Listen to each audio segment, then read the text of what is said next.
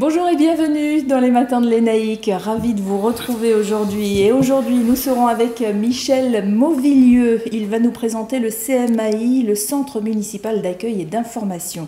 Amélie Raoul, une réalisatrice, sera également avec nous à l'occasion de la sortie d'un clip vidéo, Randa Fink, You Can Be Loved. Et puis nous aurons aussi sur ce plateau Jonathan Freund, vice-président de l'association Domaine des Douages. C'est un refuge pour moutons sur 90 hectares. C'est à Chantenay et on va parler avec lui de cette aventure du domaine. Nous ferons une petite brève pour le musée de Grenoble tout à l'heure dans le cadre du mois de l'accessibilité. Et puis notre dernier invité sur notre plateau aujourd'hui, c'est Théa 987, l'enfant du Pacifique, un artiste musicien d'origine polynésienne. Et oui, on se refait pas, hein, je viens de Tahiti, donc on a aussi des invités tahitiens. Et mon premier invité tout de suite, c'est Michel Mauvillieu. Michel, bonjour. Bonjour.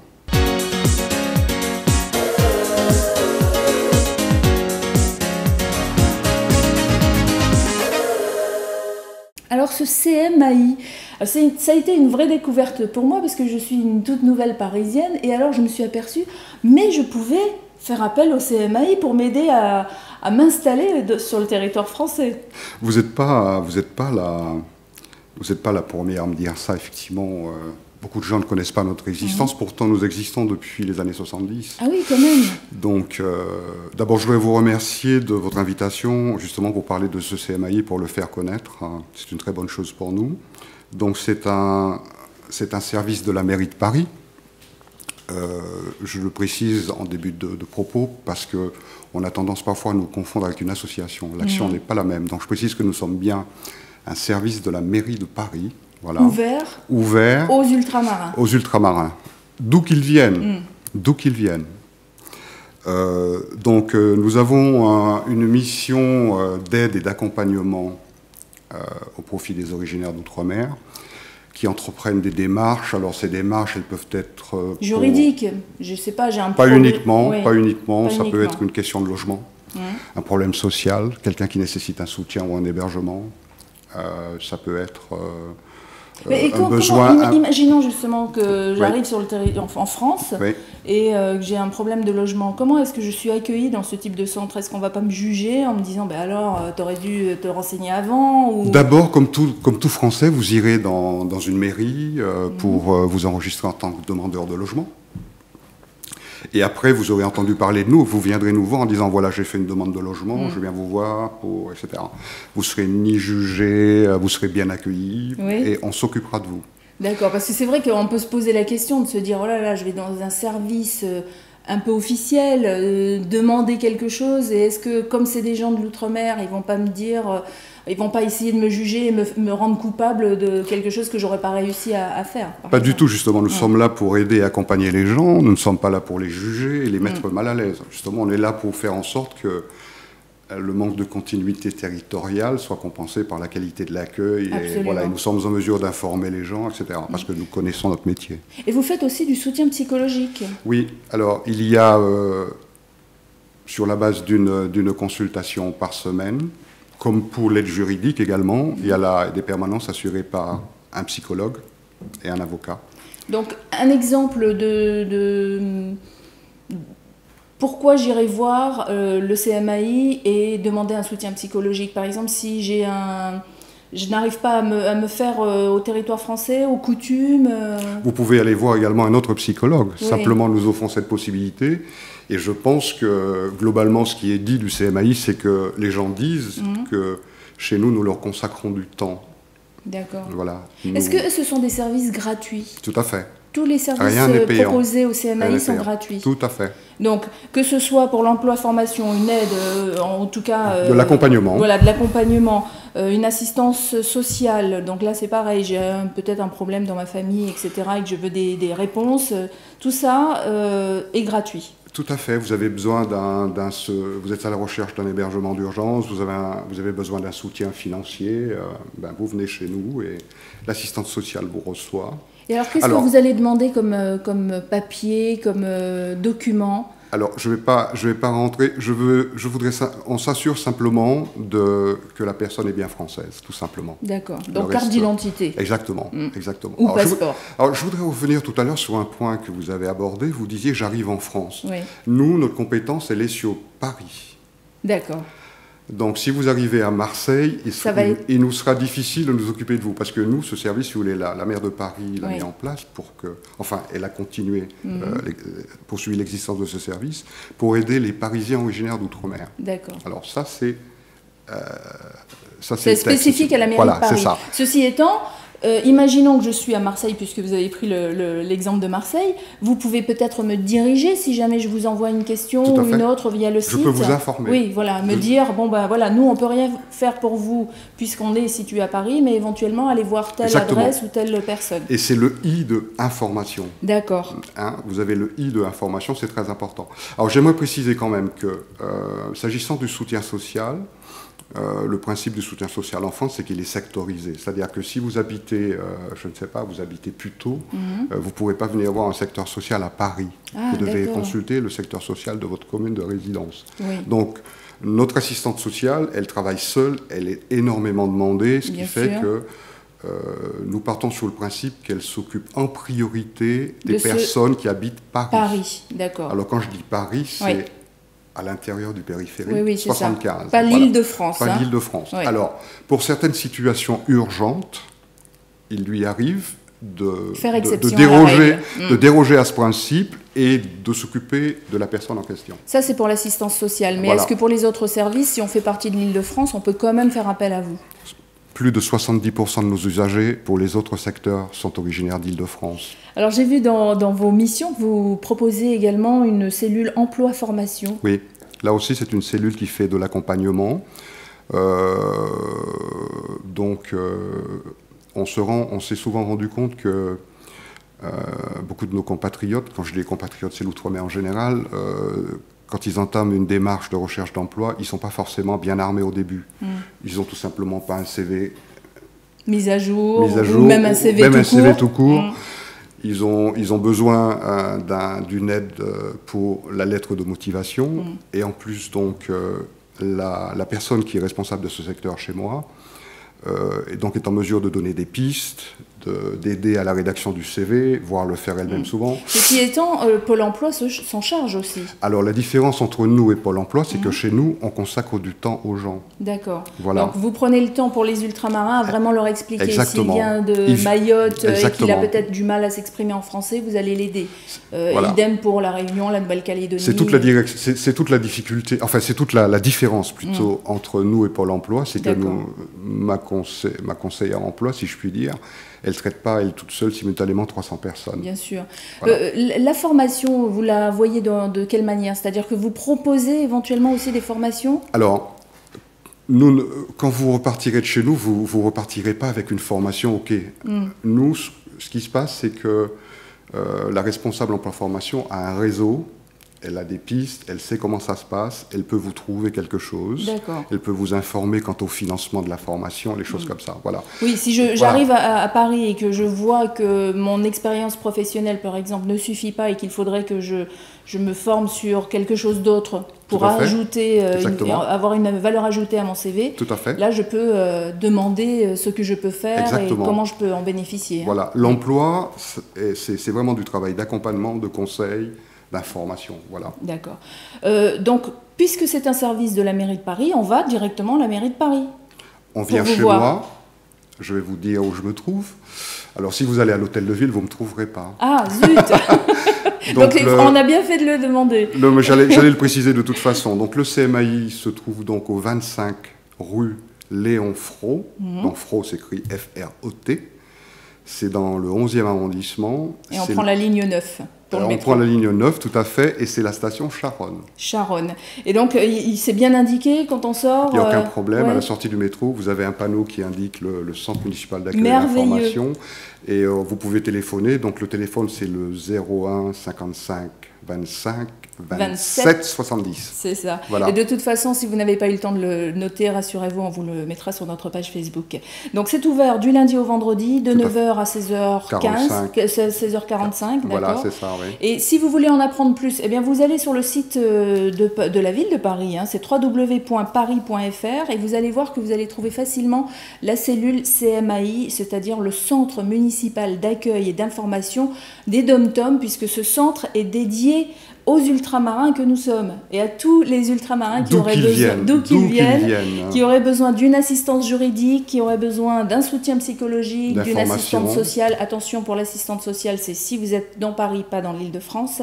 Et puis une cellule emploi-formation et logement aussi. Et alors on termine juste parce que vous avez également un journal de l'outre-mer. Alors le journal, non, il relève de la délégation générale à l'outre-mer. Ah, c'est plus vous. C'est pas moi. D'accord. Moi, si vous voulez, je suis à la tête d'un organisme à fort caractère social, si je puis dire, qui fait de l'ingénierie sociale. Voilà. Et donc, allez voir le CMAI si vous avez des questions. Profitez-en, c'est gratuit. Et là, on le rappelle, c'est uniquement pour les ultramarins qui sont dans Paris ou dans l'Île-de-France pour certains autres services proposés par le CMAI. Exactement. Merci, Michel.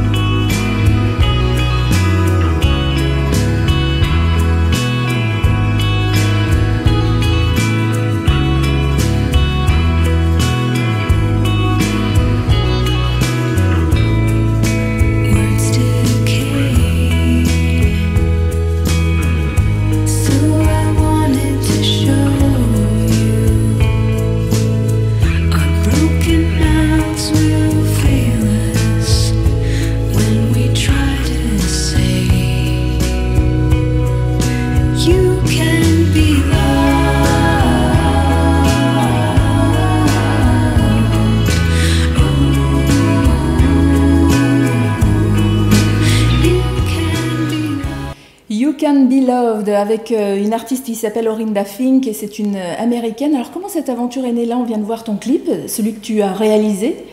La rencontre avec la chanteuse déjà, qui a décidé quoi? Est-ce que c'est toi qui l'as contactée? Est-ce elle qui a contacté Amélie, la réalisatrice? Non, en fait, on a des amis en commun et je suis passée chez elle en Amérique quand j'étais en vacances. J'ai eu l'occasion de la rencontrer, elle et d'autres musiciens. Et donc, une fois que le contact était établi, j'ai pu lui proposer, parce que j'aimais beaucoup la chanson, donc je lui ai proposé de faire quelque chose. Et donc, si ça lui plaisait, tant mieux, que pouvait s'en servir, sinon, tant pis, c'était juste un projet personnel. Et au final, ça lui a plu, donc voilà, c'est devenu le clip officiel. Alors, comment tu es devenue réalisatrice? Parce qu'on parle un petit peu de toi, on fait les choses à l'envers, mais tu es née en France. À Grenoble. Et tu pars vers l'âge de 12 ans en Nouvelle-Calédonie, tu suis ta maman, évidemment. Là, c'est les années collège, lycée, le bac, et après, un voyage en Nouvelle-Zélande. C'est ça, oui, en fait, j'aime beaucoup l'anglais et j'avais envie de m'améliorer dans cette langue. Et puis aussi, dès le lycée, je voulais faire du cinéma, mais c'était plus le cinéma à l'international qui m'intéressait. Donc, je me suis dit que j'allais faire mes armes dans cette langue, comme ça me permettrait de faire des films à l'étranger. Et alors, c'est une idée de devenir réalisatrice, c'est quelque chose qui te parle depuis juste les années lycée ou c'est quelque chose que tu avais envie de faire depuis longtemps?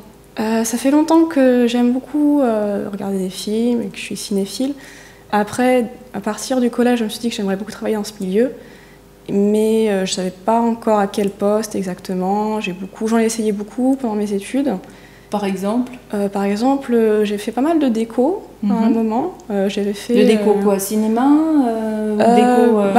plus oui, court-métrage, fiction. À un moment, j'avais fait de la déco pour une comédie musicale. Je m'étais occupée des costumes aussi, c'était un sacré travail, c'était assez intéressant. Et puis finalement, tu t'es dit non, c'est pas mon truc. Après, ça me plaisait bien, mais j'ai voulu essayer encore autre chose. Je suis passée du côté de la caméra, ça c'était bien intéressant aussi. Et puis voilà, après, j'ai pas encore réalisé beaucoup de choses. C'est un autre domaine que j'aime expérimenter. Voilà. Alors, tu as fait des études de cinéma à Sydney, en Australie. Ça, c'était un choix. Alors, quand on dit études de cinéma, ça veut dire quoi? On étudie tous les métiers du cinéma ou on étudie un métier? Oui, c'est un peu ça, oui. On étudie un peu tout. C'était qu'une seule année. Donc, c'était pour voir un peu tous les. Ah, voilà, c'est là où tu as commencé à faire de la décoration, etc. Donc, après, tu reviens en Nouvelle-Calédonie, tu travailles sur quelques projets. C'est ça, oui, avec des amis qui sont des passionnés de cinéma et on a fait des courts-métrages ensemble. Et puis, vient le retour en métropole. C'est ça, oui, grâce à un échange entre mon école de Sydney et une autre ici, l'ESSEC, qui propose un an d'études en plus à Paris. Donc, ça veut dire quoi? Ça veut dire que quand on arrive comme ça, enfin, tu décides de revenir en métropole, tu avais un projet précis de travailler pour une chaîne ou pour un réalisateur. Est-ce qu'aujourd'hui tu continues tes études ou tu as déjà un travail? C'est juste qu'il n'y a pas... le cinéma n'est pas très développé en Calédonie. S'il l'était, je serais sûrement restée. Oui. Mais les longs métrages, ils sont vraiment en France et même d'une manière générale en Europe. Paris, c'est vraiment une capitale du cinéma et j'ai de la chance d'être française pour ça, d'avoir l'occasion de travailler. Tu veux dire qu'il y a plus d'opportunités de travail? Tout à fait. Donc, est-ce que tu as eu des touches justement avec des réalisateurs, des boîtes de production? Oui, j'ai eu beaucoup de chance. Après mon école, j'ai pu faire un stage sur le dernier film de Luc Besson. Ça s'était très bien passé. Et puis après ça, j'ai fait travailler un peu sur des pubs ou sur un autre long métrage. En ce moment, tu travailles sur quelque chose? En ce moment, non, mais ça va pas tarder. Ça va pas tarder, parce qu'en plus, avoir Luc Besson dans son CV, c'est plutôt bien. Oui, ça permet de connaître les personnages. Ça ouvre des portes. Oui, c'est clair. Donc, tu as travaillé sur un autre, on va voir quelques images. Tu as travaillé, peut-être juste entendre le son d'abord, mais tu as travaillé sur un autre projet. C'était l'invitation au voyage. C'était mon film de fin d'études à Sydney, ça. C'était. Qu'est-ce que tu as voulu transmettre dans ce film? C'est un film assez expérimental. Je m'étais inspirée de Wim Wenders, comme le film Les Ailes du désir, ou alors plus Terrence Malick, ce genre de film, où c'est à propos d'un homme qui fait un avec la nature, avec le monde, et qui peut ressentir toutes ses énergies. Enfin voilà, c'était assez... C'est un conte... urbain, non, j'ai envie de dire, parce que c'est ce personnage en fait est quelqu'un qui pourrait vivre dans une ville. C'est pas genre un sauvage ou un... Non, pas vraiment, c'est une sorte d'entité qui est ni... C'est pas vraiment un humain, on dirait qu'il vient d'un autre monde et il est là en observateur en fait. Alors si on a envie de découvrir tes œuvres, tes deux réalisations, le clip vidéo et l'invitation au voyage, on a des mots-clés qu'on peut mettre sur Internet pour pouvoir les retrouver facilement? Oui, pour mon court-métrage, c'est sur Internet, sur ma page Vimeo. dont je n'ai pas l'adresse exacte. C'est pas grave, on vous la donnera. Et pour le clip, oui, c'est sur YouTube, Orenda Fink, You Can Be Loved. You Can Be Loved. Donc, qu'est-ce qu'on peut te souhaiter pour demain? Faire d'autres clips, j'aimerais beaucoup, et puis continuer à... Éventuellement, repartir en Nouvelle-Calédonie, c'est quelque chose qui te plairait pour faire un film? Ah oui, énormément, si ça pouvait se faire, énormément, oui. Donc un projet peut-être sur lequel tu travaillerais ou Est-ce que quelqu'un pourrait te proposer un projet? De dire, ah, tiens, voilà, Amélie, tu es réalisatrice, moi j'ai des idées, j'ai envie de faire des choses comme ça, est-ce que je pourrais te contacter via ton site? Bien sûr. Oui. Oui. Donc il faut... Alors la Nouvelle-Calédonie du coup, ou n'importe quelle autre île des Dom-Tom? Oui, éventuellement. Oui, bien sûr. Bon, vous savez ce qu'il vous reste à faire. On vous donnera l'adresse sur notre page Facebook et sur notre site web. Amélie Raoul, qui est une réalisatrice avec une enfance à Évian, un passage en Nouvelle-Calédonie, en Nouvelle-Zélande et en Australie. Donc, si vous avez envie de découvrir cette réalisatrice ou même de la faire travailler, n'hésitez pas. Amélie, merci d'être venue nous voir et puis plein de bonnes choses pour ton avenir. Merci beaucoup. Merci.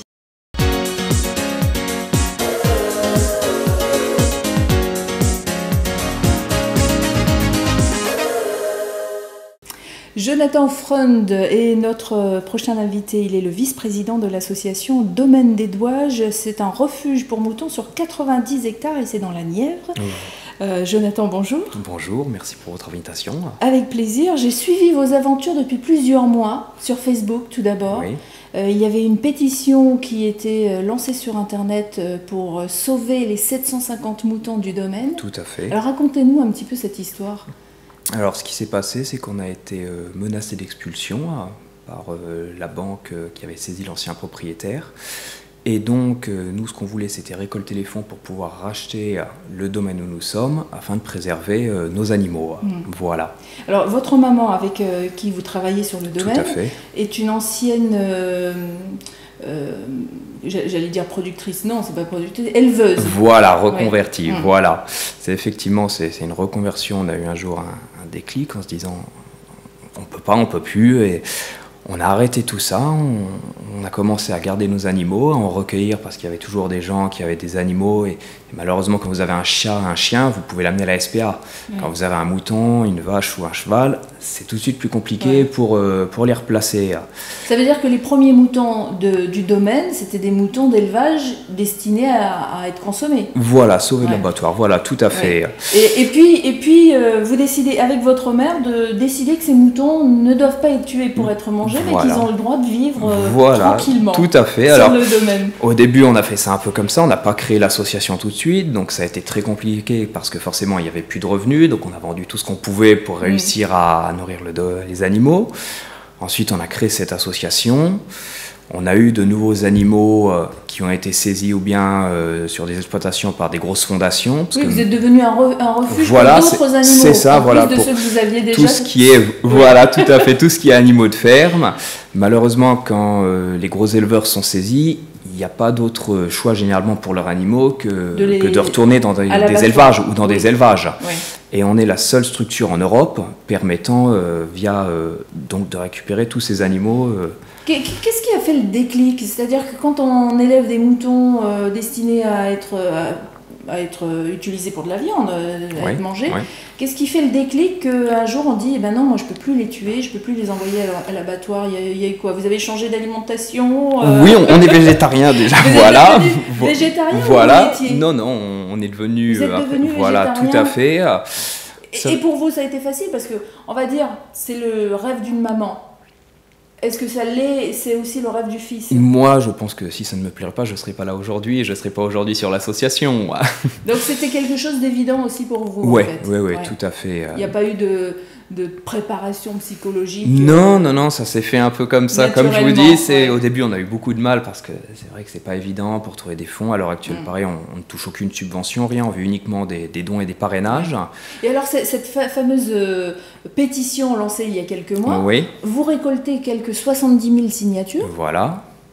Et là, plein de choses qui s'enchaînent. Plein de choses. Bon, vous passez par des... Voilà, c'est un peu les montagnes russes, vous passez par des moments de gros doutes. Tout à fait. Oui. Et puis finalement, la bonne nouvelle. Voilà, c'est grâce à monsieur Jean-Luc Guédon de Dives de la Fondation pour une Terre Humaine qui nous a apporté les fonds pour le rachat du domaine. Sans quoi, malheureusement, l'avenir de l'association a été très mal parti. Et donc, c'est ça qui nous a permis aujourd'hui de continuer et de pouvoir, on l'espère, continuer pendant de nombreuses années. Voilà. Alors, c'est un domaine qui n'est pas un domaine commercial dans le sens où ce n'est pas genre un parc.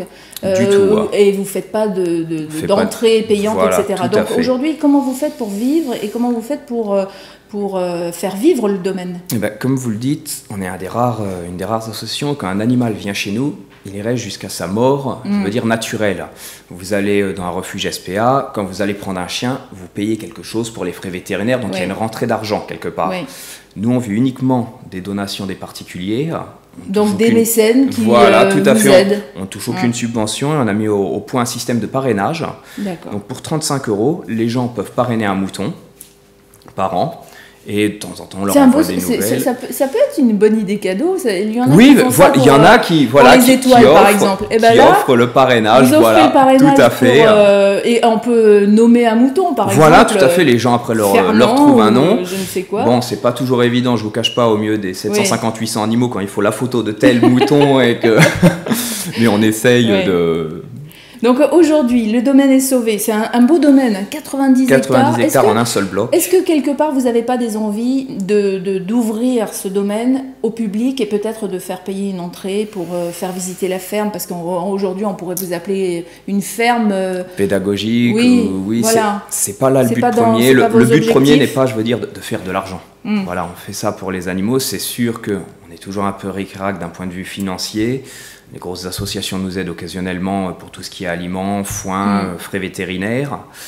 D'ailleurs, les téléspectateurs qui nous regardent, s'ils n'ont pas forcément d'argent mais qui vivent dans votre, autour de chez vous et qui ont peut-être du foin ou des choses comme ça, ils peuvent juste vous les donner. Voilà, tout à fait. C'est toujours...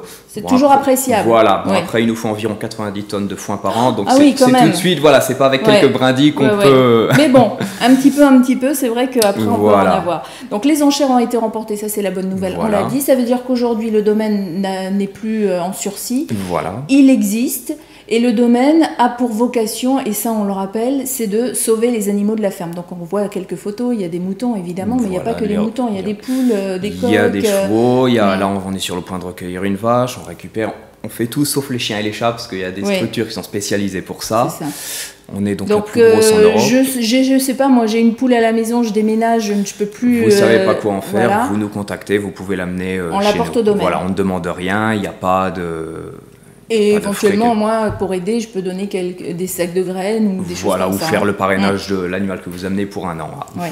Est-ce que vous avez un message particulier aux gens? Est-ce que le fait de devenir végétarien, par exemple, c'est quelque chose qui est simple dans la vie de tous les jours? Parce que j'imagine, de changer d'alimentation comme ça du jour au lendemain, il y a dû y avoir une petite période d'adaptation. Pour les gens qui y pensent, mais qui se disent « Oh non, c'est trop dur, trop compliqué », qu'est-ce que vous leur diriez? Je pense qu'il suffit d'aller un peu sur Internet, de voir un peu toutes les vidéos, les photos des atrocités, des abattoirs et de ce genre de choses. Ça permet quand même d'avoir une certaine prise de conscience, qui fait qu'après on se dit oui, effectivement, non, je ne peux pas, quoi. Ça, c'est quelque chose. L214, notamment, que je remercie aussi pour leur soutien, sont spécialisés dans la diffusion et dans l'information. L214, c'est quoi? C'est une autre association? Voilà, tout à fait, qui s'occupe essentiellement de faire connaître justement la souffrance animale, ce genre de choses, et qui est justement spécialisé là-dedans pour faire prendre conscience, voilà, tout à fait, et qui nous ont beaucoup aidés dans cette aventure. Donc voilà, si vous voulez en apprendre un petit peu plus sur le domaine des douages, c'est comme ça que ça s'appelle, et ben c'est domaine-des-douages@yahoo.fr pour l'adresse, mais autrement c'est domaine-des-douages.org tout simplement. Il y a un site web, mais il y a aussi une page Facebook, donc on peut vous retrouver très facilement. Tout à fait. On a des animaux à confier, des animaux de ferme à confier, vous pouvez les confier au domaine, et puis si vous avez envie de les aider, vous pouvez parrainer un un mouton, parrainer un autre animal, pourquoi pas, Voilà, parce qu'on peut envisager de parrainer une poule ou oui, bien sûr, ou une noix, c'est au choix Oui. des gens, voilà. Et puis à l'entrée de l'hiver, on a besoin de fonds pour payer de l'aliment et du fourrage, donc voilà.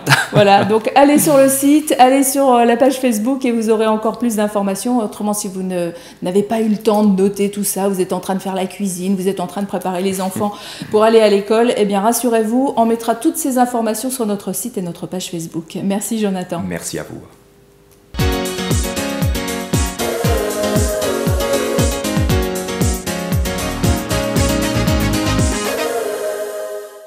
J'avais invité le musée de Grenoble sur ce plateau, finalement ils n'ont pas pu venir, mais ils ont tenu à ce que je fasse une petite annonce. Parce que sachez que dans le cadre du mois de l'accessibilité, eh bien ils vous proposent ce week-end des visites LSF, donc langage des signes. Ça c'est une visite pour sourds et malentendants. Ils vous proposent également des visites guidées les yeux bandés pour découvrir les œuvres du musée du bout des doigts. Et puis alors il y a une autre visite qui est importante, c'est un parcours dégustation. Donc si vous voulez plus d'infos sur ce week-end, sur ces ateliers ou en tout cas ces visites du musée comme très différentes des autres, de ce qu'on connaît. Donc c'est www.museedegrenoble.fr, www.museedegrenoble.fr, et c'est ce week-end, donc samedi et dimanche, dans le cadre du mois de l'accessibilité. Je vous le rappelle, des visites LSF, des visites dégustation et des visites guidées les yeux bandés. Voilà pour ce rendez-vous, et on va retrouver dans un instant notre prochain et dernier invité dans les matins de l'ENAIC, c'est Théa 987.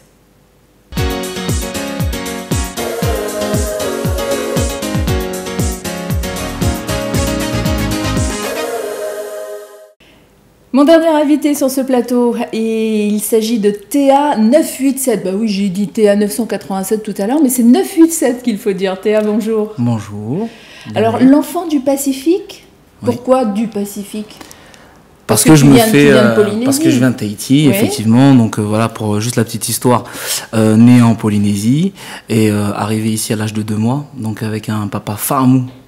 Fa'amu en tahitien, ça veut adopté. dire qui donne à manger. Donc en fait, c'est celui qui donne à manger, c'est le papa Fa'amu ou la maman Fa'amu, c'est donc la maman qui a adopté. Exactement. Et donc vraiment cette période d'adoption encore à Tahiti où il n'y avait pas de papier. Donc je suis arrivé ici avec Gilbert Ofa, qui était aussi un artiste ici de Polynésie, mais qui est venu faire son service militaire ici en métropole.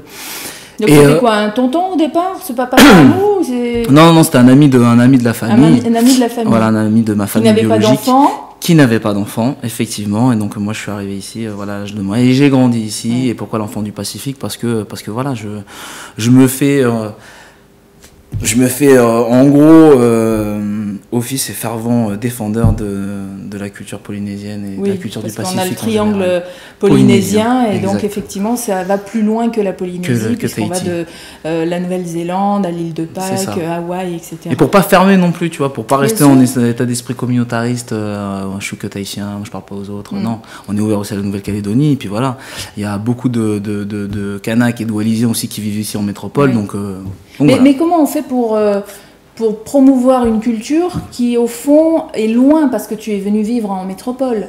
Ça veut dire que ton papa t'a transmis plein de contes, de légendes, d'histoires tahitiennes, ce qui t'a permis de pouvoir en parler. Ouais, carrément. Donc en fait, la vraie chance, donc comme je disais, c'était vraiment que ça soit un Polynésien, déjà. C'est pas le cas de beaucoup d'enfants adoptés. La majorité des enfants adoptés certainement se retrouvent dans des familles forcément métropolitaines, et il y a ce rupture. Il y a ce rupture de culture. Donc lui déjà il chantait polynésien, il parlait tahitien. Donc moi après c'est vrai qu'à un moment donné je lui disais à mon avis tu dois être tellement en France que c'est sûr que tu dois plus savoir trop parler tahitien. Donc mais ça a été quand même une erreur. Donc j'ai plongé vraiment dans cette. Tu étais dedans en fait même en étant à 18 km de ton lit. Voilà, depuis tout petit et encore plus maintenant. Déjà tu m'as fait réaliser un de mes rêves. Parce que ça faisait des années que je rêvais de toucher au moins Gabilou, de lui parler, et c'est fait. Donc vraiment Maloulou, vraiment pour ça. Et voilà, ce sont des personnalités comme John Gabilou qui nous poussent nous aussi à vraiment être fervents défenseurs de notre culture qui est tellement riche. Aussi, notamment. Et bien entendu. Alors par contre, toi tu es loin du style Gabilou. On va entendre en fond sonore ton style musical, mais celui qu'on va entendre, ça ne te définit pas en fait. Tu fais plusieurs styles. Pas du tout, voilà. Là, ça a été vraiment un clip qu'on a tourné donc avec DJ Fred Tahiti. DJ Fred qui est tout simplement qui fait partie donc des 600 meilleurs DJ au monde. Et ça, je pense qu'il n'y a pas beaucoup de gens qui le savent, et qui est le numéro 1 dans le Pacifique. Donc aujourd'hui à Tahiti, il y a plein de gens qui se disent DJ, mais lui, pour le coup, c'est un vrai DJ. Et puis donc Tiki Love, voilà, donc originaire de Wallis et Futuna, qui pareil que moi donc a été adopté, a grandi ici, mais a eu la chance d'avoir été adopté par des parents wallisiens. Donc lui aussi fervent défenseur de la culture wallisienne. Et on a fait donc une chanson, voilà, qui fait. Voilà, on l'entend. Donc ça, c'est plutôt pour la boîte de nuit. Hein. C'est ça. C'est du commercial, enfin commercial.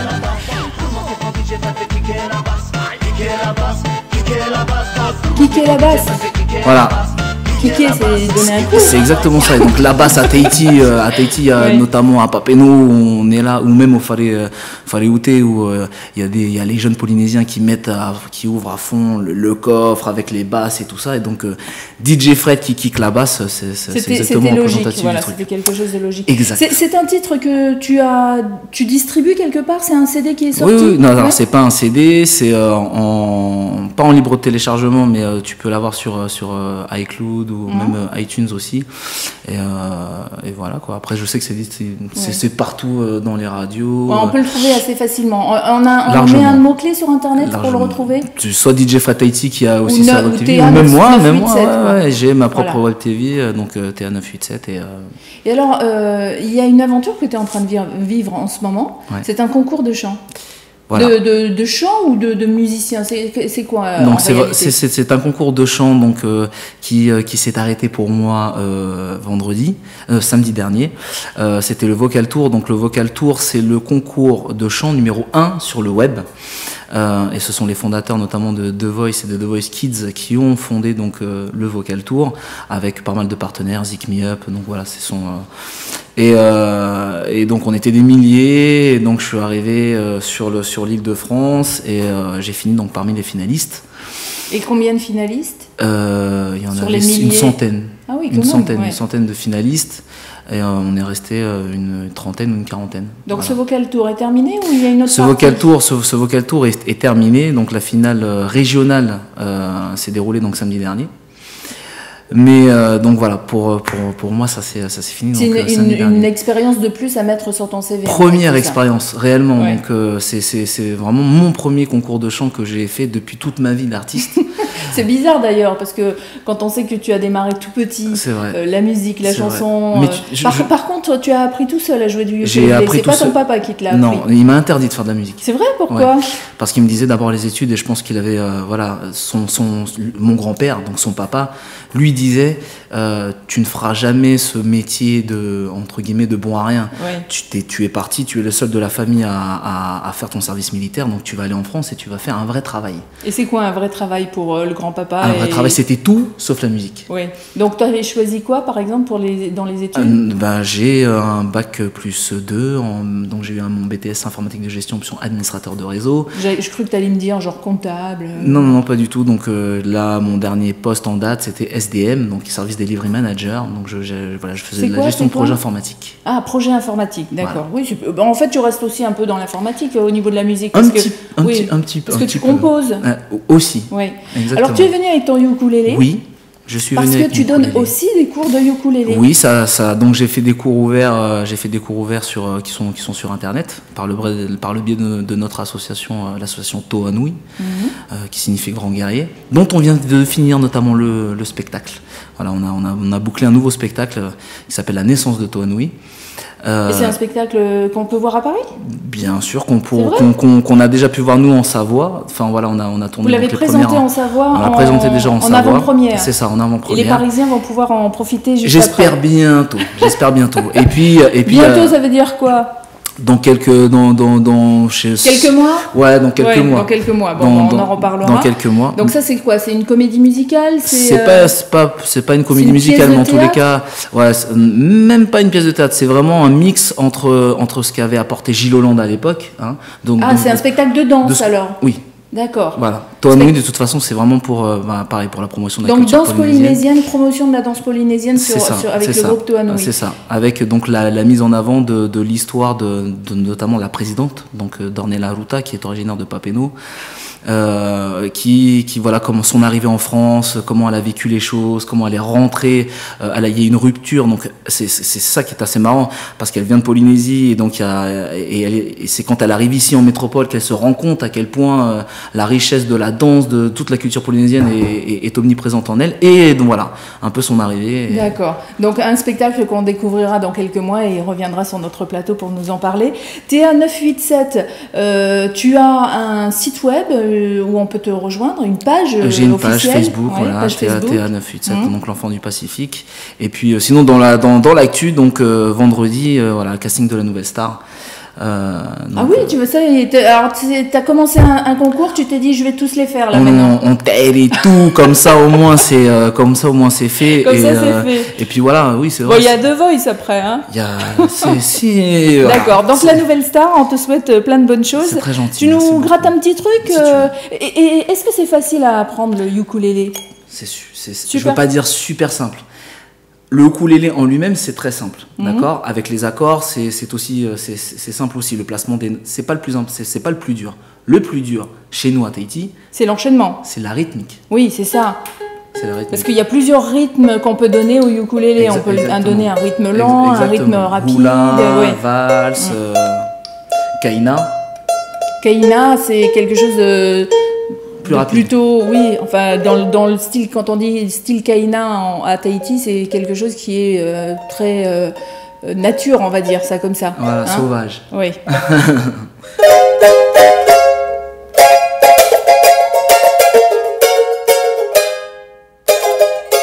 Tamari no Tahiti inua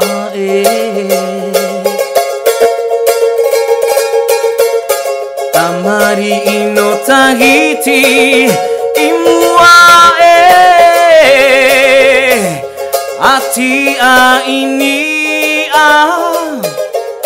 mai tira o tira ati a ini mai tira o tira hairi mua awe hairi mua awe.